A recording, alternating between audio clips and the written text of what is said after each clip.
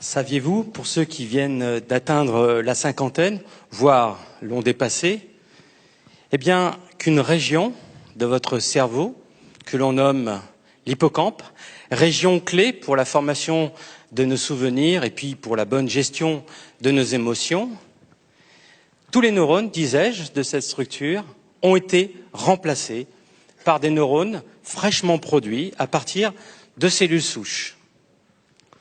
Alors, on va voir ensemble que si nous avons tous ce potentiel, évidemment, il va falloir le travailler. Il y a quelques conditions qu'il faut respecter pour que cette fontaine de jouvence puisse s'exprimer. Tenez, prenez une souris dans un élevage standard que vous allez placer dans une cage dépourvue d'autres congénères, aseptisée, une nourriture invariante, sans pouvoir observer, explorer de nouveaux objets dans cette cage, en gros l'enfer et la prison, eh bien vous constaterez qu'en 2 à 3 semaines, la production de ces nouveaux neurones aurait été réduite de 50%. Et puis si cette malheureuse souris, vous allez la stresser un tout petit peu, eh bien vous verrez que cette production disparaîtra totalement. À l'inverse, prenez la même souris que vous allez placer dans un univers enrichi, stimulé.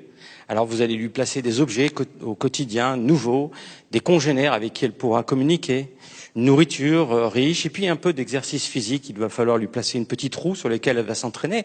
Eh bien, en l'espace de 3 semaines, elle aura multiplié par 3 le taux de production de nouveaux neurones. Bien, dit autrement, dans mon premier exemple, on voit que le cerveau se détruit de la routine, et dans mon second exemple, on aperçoit que le cerveau se nourrit du changement.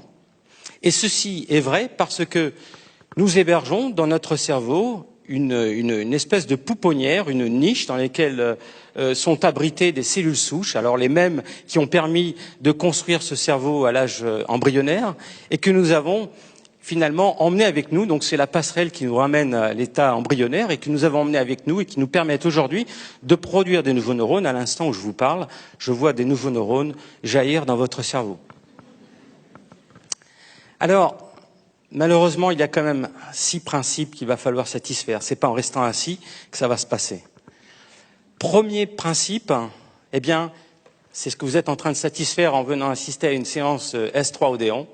Il faut s'ouvrir au changement, accepter le changement, fuir la routine. Vous savez, Socrate nous dit, la sagesse commence avec l'émerveillement. En fait, c'est l'émerveillement d'apprendre, d'avoir appris et de comprendre. En d'autres termes, c'est respecter ce qu'on appelle le libido sciendi, c'est-à-dire la soif de comprendre et d'apprendre. Premier principe. Second principe, vous l'avez compris de par mon premier principe, le cerveau est malléable parce qu'il est informable. C'est l'information qui invite nos circuits à se régénérer. Mais de quel type d'information parlons-nous? Et là, c'est un vrai problème aujourd'hui. Nous vivons, je vous le rappelle, dans un écosystème numérique.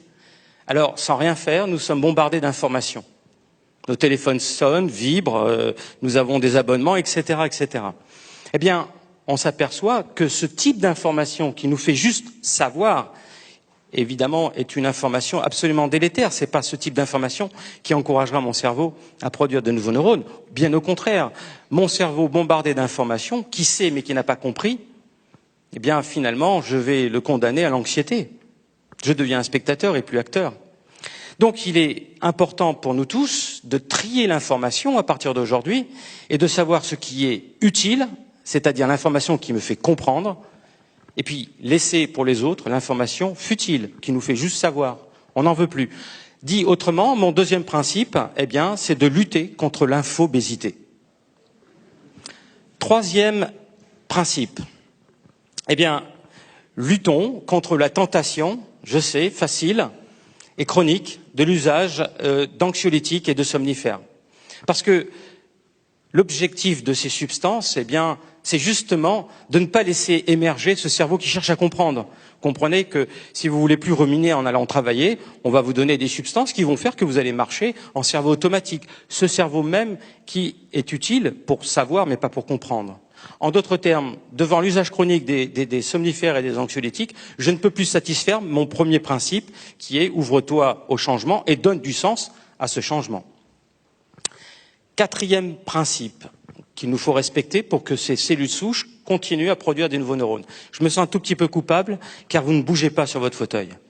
Et là, je fais appel en fait à la sédentarité. Il nous faut lutter contre la sédentarité parce que la science nous dit que, en cas d'activité physique, les muscles produisent des substances chimiques qu'on appelle des facteurs trophiques qui, par voie sanguine, viendront agir sur le cerveau et particulièrement sur la niche, la pouponnière, la fontaine de jouvence, et inciter cette pouponnière à produire plus de nouveaux neurones. Il existe donc une corrélation directe entre l'activité musculaire et la production de nouveaux neurones. Pensez-y en rentrant ce soir à la maison, choisissez peut-être la marche plutôt que le métro. Cinquième principe, prenons acte que notre cerveau est une véritable chambre d'écho de l'autre. C'est-à-dire qu'il y a des parties dans votre cerveau que nous ne pouvons pas contrôler. C'est le fait d'être exposé à autrui, l'alter ego, que ces parties vont être engagées. C'est ce qu'on appelle globalement le cerveau social. Dit autrement, plus vous allez cultiver votre altérité et plus vous allez soigner votre cerveau, car il sera enclin à produire plus de nouveaux neurones. Sixième principe qu'il nous faut respecter, eh bien, très récemment, les neurosciences, associées avec la microbiologie, nous disent qu'il y a en fait une flore intestinale qui communique en permanence avec notre cerveau. Alors, en fonction de votre régime alimentaire, si vous prenez des fibres et puis un régime varié, eh bien vous allez donc inciter une prolifération de certaines espèces bactériennes qui vont justement concourir à cette prolifération de neurones. À l'inverse, malheureusement, si votre nourriture devient peu variée, riche en sucre, riche en graisse, vous allez favoriser donc la prolifération d'espèces bactériennes qui sont au contraire de véritables verrous et qui ne permettront plus à ces cellules souches de produire de nouveaux neurones, quel que soit votre âge, durant votre vie. Donc, voici les 6 principes énoncés. Maintenant, il convient à vous de pouvoir utiliser ce potentiel pour que fleurissent en permanence des nouveaux neurones. Évidemment, dès lors que l'on parle de cellules souches et d'une neurogénèse, une production de neurones au cours de notre vie, cela probablement résonne en vous ces fameux mythes qui ont accompagné la civilisation. Vous savez, depuis la naissance de la civilisation, au moment de l'invention de l'écriture, chez le peuple sumérien, vous connaissez la fameuse épopée de Gilgamesh, voire plus proche de nous, le fameux Faust de Goethe, qui sont en fait des espèces de paraboles sur la souffrance de l'humanité qui voient une rédemption au travers de l'éternité. Donc, loin de moi de venir ici nourrir ces mythes, mais de vous dire réellement que nous sommes face à une révolution scientifique qui impactera, 1, les sciences de l'éducation, 2, qui va devoir définir quels sont les facteurs permissifs à l'émergence du bien-être du citoyen. Et enfin, ce sont des révolutions scientifiques qui nous encouragent à revoir, à revisiter les stratégies thérapeutiques, aussi bien dans le domaine clinique de la neurologie que du domaine de la santé mentale, la psychiatrie et essentiellement les troubles de l'humeur. Voilà, donc avant de nous quitter, j'aimerais vous rappeler cette fameuse maxime de Goethe qui nous dit « Traitez les gens comme s'ils étaient ce qu'ils devraient être et vous les aiderez ainsi à devenir ce qu'ils peuvent être. » Ce pouvoir, c'est vous qui le tenez entre vos mains.